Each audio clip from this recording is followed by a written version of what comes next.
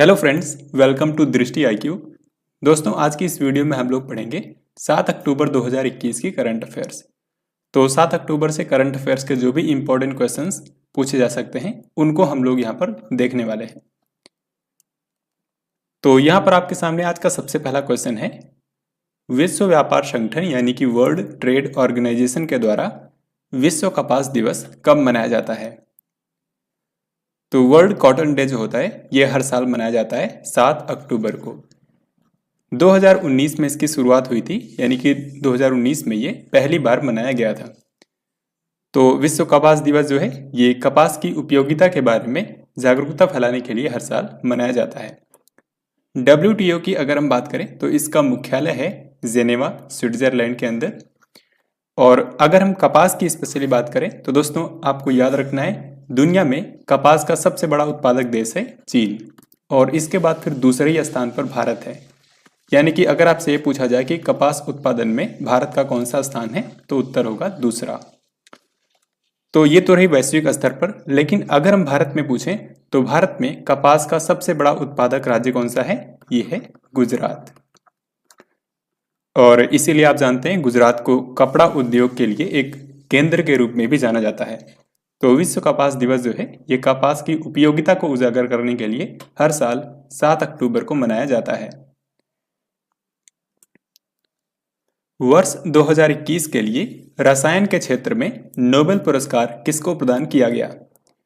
तो दोस्तों नोबेल पुरस्कार जो है ये 6 क्षेत्रों में दिया जाता है, जिसमें फिजिक्स, केमिस्ट्री, मेडिसिन, फिर इसके बाद लिटरेचर, पीस और इकोनॉमिक साइंसेस।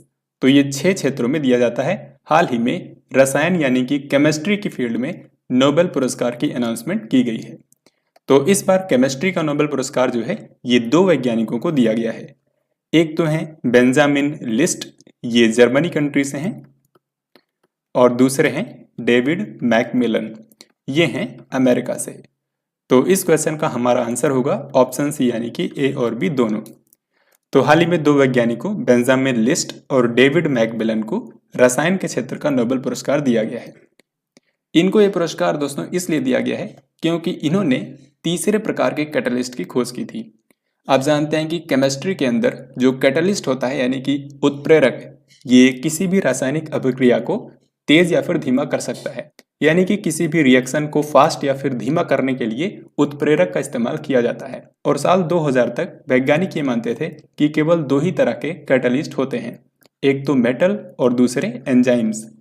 लेकिन साल 2000 में ये जो 2 वैज्ञानिक हैं बेंजामिन लिस्ट और डेविड मैकमिलन, इन्होंने एक नए प्रकार के कैटलिस्ट की खोज की जिसका नाम था एसिमेट्रिक ऑर्गेनो कैटालिसिस। तो इसी तीसरे प्रकार के उत्प्रेरक की खोज के लिए हाल ही में यानी कि 2021 के लिए रसायन के क्षेत्र का नोबेल पुरस्कार 2 वैज्ञानिकों को दिया गया है, बेंजामिन लिस्ट और डेविड मैकमिलन। तो इस तरीके से इस क्वेश्चन का आंसर होगा ऑप्शन सी यानी कि ए और बी दोनों। इसके बाद अगला सवाल है, अक्टूबर 2021 में मूडीज ने भारत के रेटिंग आउटलुक को नकारात्मक से क्या कर दिया है? तो दोस्तों जो रेटिंग एजेंसी मूडीज है इसने हाल ही में भारत के रेटिंग आउटलुक को स्टेबल कर दिया है। पहले ये नेगेटिव था, अब इसको स्टेबल कर दिया गया है।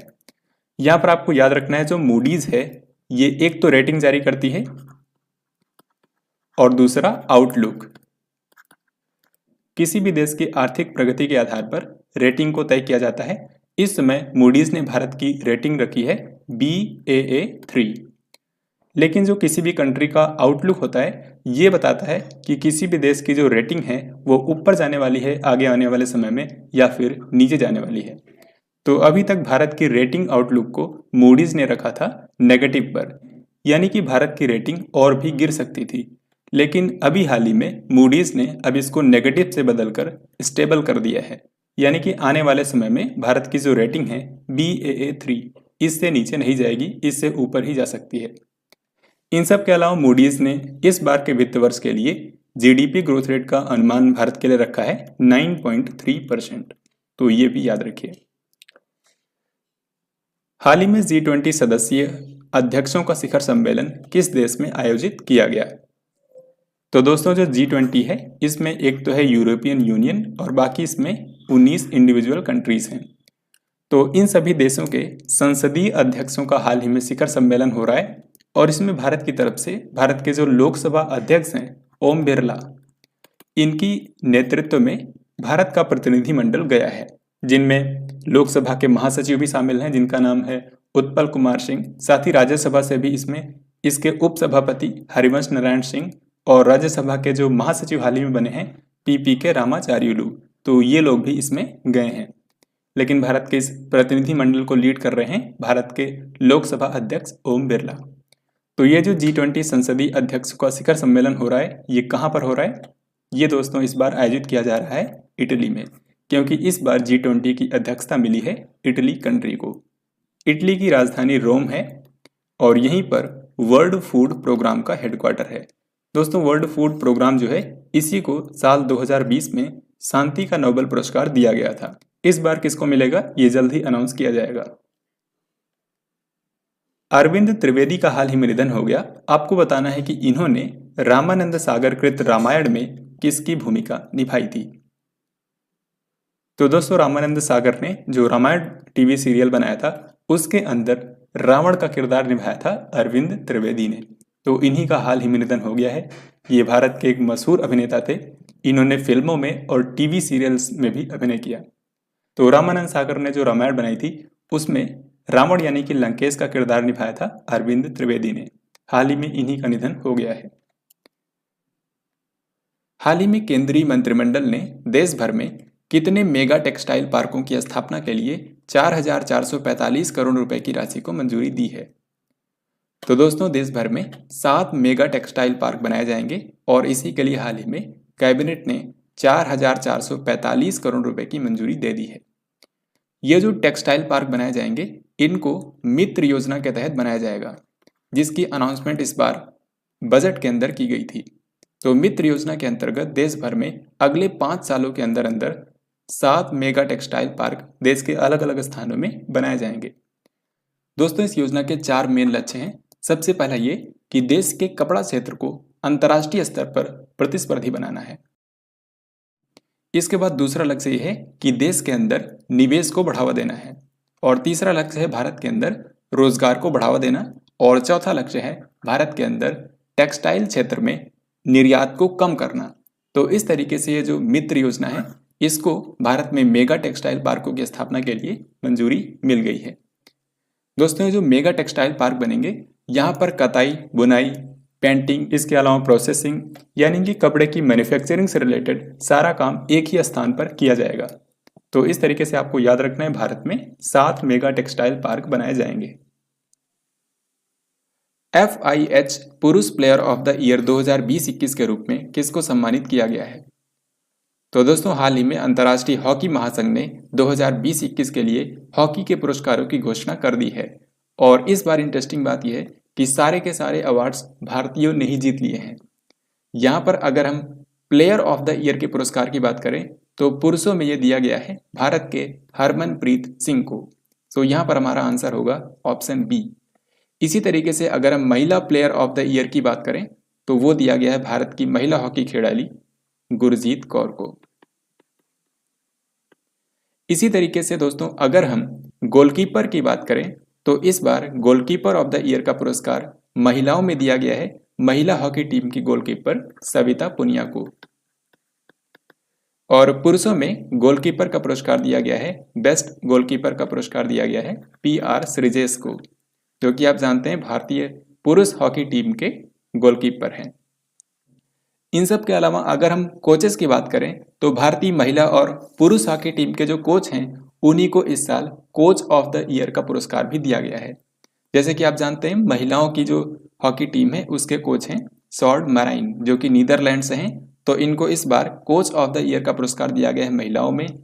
ऐसे ही अगर हम पुरुषों में देखें तो पुरुषों की टीम के लिए कोच ऑफ द ईयर का पुरस्कार दिया गया है ग्रैहम रीड को, क्योंकि जो ग्राहम रीड हैं ये भारतीय पुरुष हॉकी टीम के कोच हैं।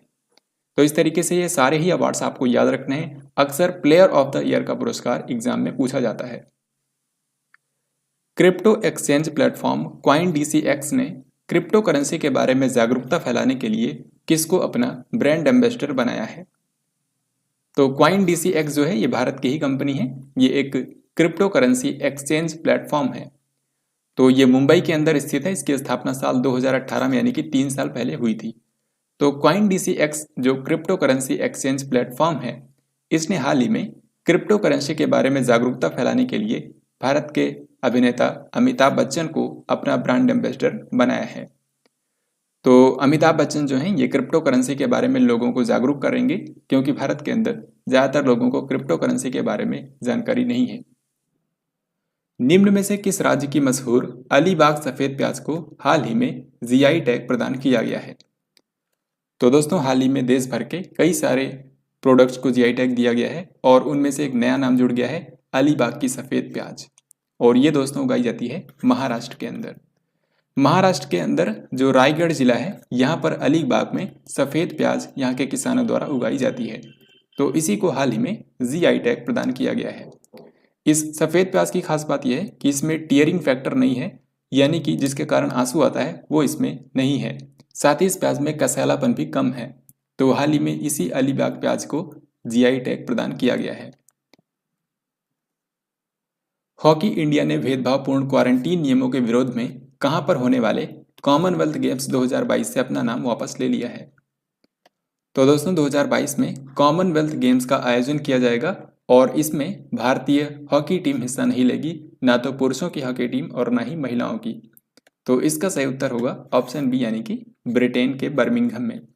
ब्रिटेन के बर्मिंघम शहर में 2022 में कॉमनवेल्थ गेम्स का आयोजन किया जाएगा, जिसको राष्ट्रमंडल खेल भी कहा जाता है। तो इसमें भारत की दोनों ही टीमें हिस्सा नहीं लेंगी।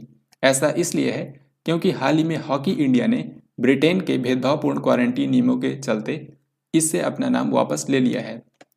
दोस्तों आपको पता है कि इस साल दिसंबर महीने में भारत के अंदर FIH का जूनियर हॉकी वर्ल्ड कप आयोजित किया जाएगा, जो कि होगा ओडिशा की राजधानी भुवनेश्वर के कलिंग स्टेडियम में। तो हाल ही में क्या हुआ है, ब्रिटेन की जो टीम है इसने अपनी टीम को यहाँ पर भेजने से मना कर दिया है। और इसी के दूसरे दिन हॉकी इंडिया ने भी कॉमनवेल्थ गेम्स 2022 में हिस्सा लेने से मना कर दिया है, क्योंकि कॉमनवेल्थ गेम्स 2022 में जो भारतीय खिलाड़ी जाएंगे उनके लिए 10 दिन का अनिवार्य क्वारंटाइन किया गया है। तो इसी भेदभावपूर्ण क्वारंटीन नियमों के चलते हाल ही में हॉकी इंडिया ने कॉमनवेल्थ गेम्स 2022 से अपना नाम वापस ले लिया है। वैसे भी आपको पता होगा 2022 में एशियन गेम्स का आयोजन किया जाएगा, जो कि कॉमनवेल्थ गेम्स के जस्ट 1 महीने बाद ही शुरू हो जाएंगे। और क्योंकि एशियन गेम्स जो हैं ये 2024 के जो ओलंपिक्स होंगे उसके लिए क्वालिफाइंग इवेंट है, यानी कि एशियन गेम्स में जिस भी देश की हॉकी टीम जीतेगी इसका पेरिस ओलंपिक्स में जाना कंफर्म हो जाएगा। तो इसीलिए भारत अपनी हॉकी टीम को कॉमनवेल्थ गेम्स 2022 में भेजकर रिस्क नहीं लेना चाहता है, क्योंकि भारत को एशियन गेम्स में पदक जीतना है।